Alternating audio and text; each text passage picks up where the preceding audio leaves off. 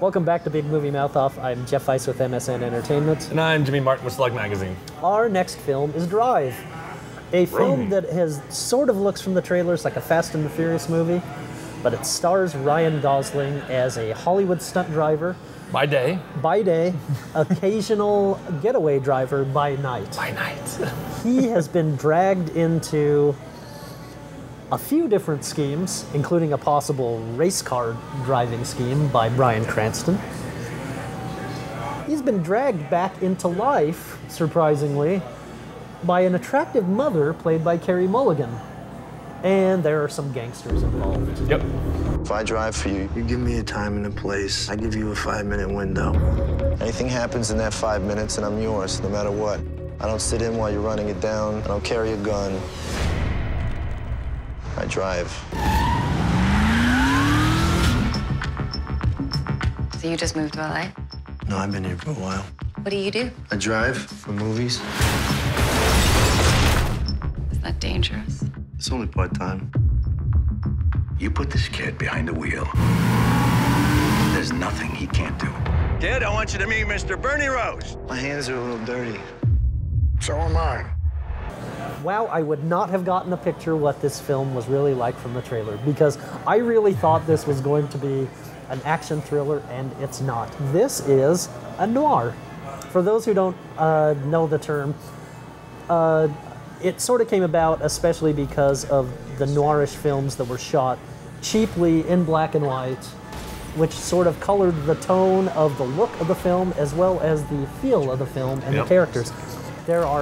In noir, there are hardly sympathetic characters that sometimes do good things, sometimes they do really, really bad things. And holy cow, a lot of really, really, really bad things happen in this gripping, gripping thriller.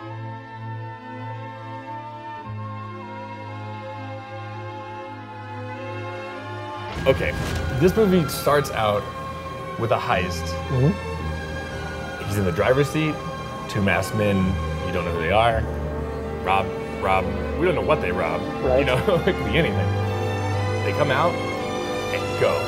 And the next 10 minutes that follow are some of the most heart-pounding, Agreed. fist-clenching, hold your breath. I mean, like, you absolutely feel like you're the two guys in the back seat of this car, and you're like, I don't know this guy. He's a freelance getaway driver. For all I know, he could drive me right up to the police station and drop me right off, or he's gonna get me to safety, and you have no idea. And as I talk about this opening scene, I'm getting goosebumps down my arm right now. Absolutely. You know when I realized this film had me? On the phone conversation where he sets up this job and says, you have me for 5 minutes. After that, and then he sets the clock, and the 5 minutes that follow, if you're not gripping your seat, you're not paying attention, or you're... We're not ruining much, because this is in the first, like, 30 seconds. And the guy comes out, and the other guy does it, and he goes, where is he? And all you hear is the clock going. I'm like, you got 5 minutes, buddy. Yep. After that, gone. I love it. Absolutely love it. Ryan Gosling is 1 minute the most charming character you could ever imagine. I mean, he gives a slight smile, and you just, I mean, I'm a grown man, and I'm like, I'm kind of swoony, God. And then, 2 minutes later, he is the most badass character I have seen on screen in 10 years, without a doubt. Just beating the hell out of people, and then 2 minutes later, hey, how you doing? And I'm like, oh my God! Like, he's capable of great tenderness and great fury. And God. And I just have to warn you about a scene. There's a scene of violence in the film. Some of you might remember American History X and its curb stomping scene. There's an elevator sequence in this film that's not necessarily shown. It's the sound effects that will haunt you for days. But there is something shown. Oh, yes, there is. But beyond that, I mean, you say the one scene, my God, there's at least 7 other scenes in this thing where I was like, oh my God, I can't believe they just showed that on the screen. If you're not a fan of blood, if you get a little queasy, bring a barf bag, because I still want you to see it, I don't care. Yeah. But beyond that, the cinematography in this film is breathtaking. Absolutely. And the lighting, I mean, like everything from the light design to the set design, like everything is, this is a film that has set the bar for 2011. I'll go so far as to say this. If this film does not win best cinematography from next year's Oscars, I might go to Hollywood and punch a bunch of people in the throat. It's that beautifully shot. It really is. It is. I mean, we're still in August, but this is the first film for me that just kicks the door open and says, "I'm here for a statue." Yeah. In terms of performance, writing, Everything. direction, the use of music in the film. Okay, and you say like a noir, and like what you can also do is like, you know, and I'm kind of surprised almost that they didn't film this thing in black and white because Right. it could have been. But this music it's an 80s pop soundtrack basically. And so and even if you've seen the posters, you see this like pink lettering cursive that says Drive, which is totally 80s.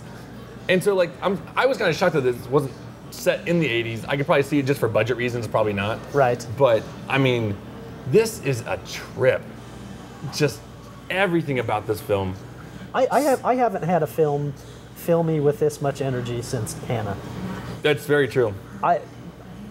But I will go this far. I'm a sucker for noir, Oh. and yeah. this, to me, was a brilliant piece of filmmaking. For those who are familiar with art house and UK films, the director is Nicholas Winding Refn, who made a prison film called Bronson with Tom Hardy. Yeah. This is, as good as that film is, this is leaps and bounds above it. He is maturing at a rapid rate. Absolutely. And I think Hollywood will come knocking on his door after They this. have to. They have to. I mean, well, this is the film that won the Cannes Film Festival. And it should deservedly have. so.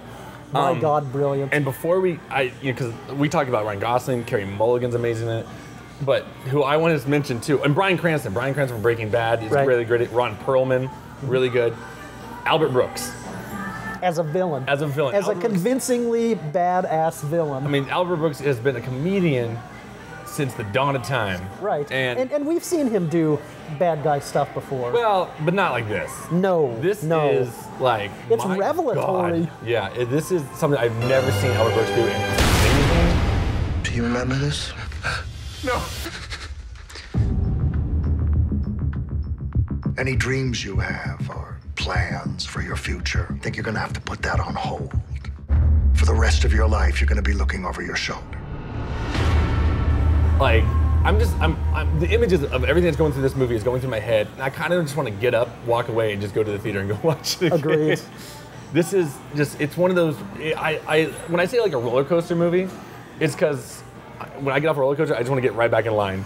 And that's just ride exactly that how sucker I again. felt. And- Jimmy, 4 stars. Dude, it's 4 stars. There's no doubt in my mind it's 4 stars. And if this thing does not make an Oscar run, I will be pissed. right.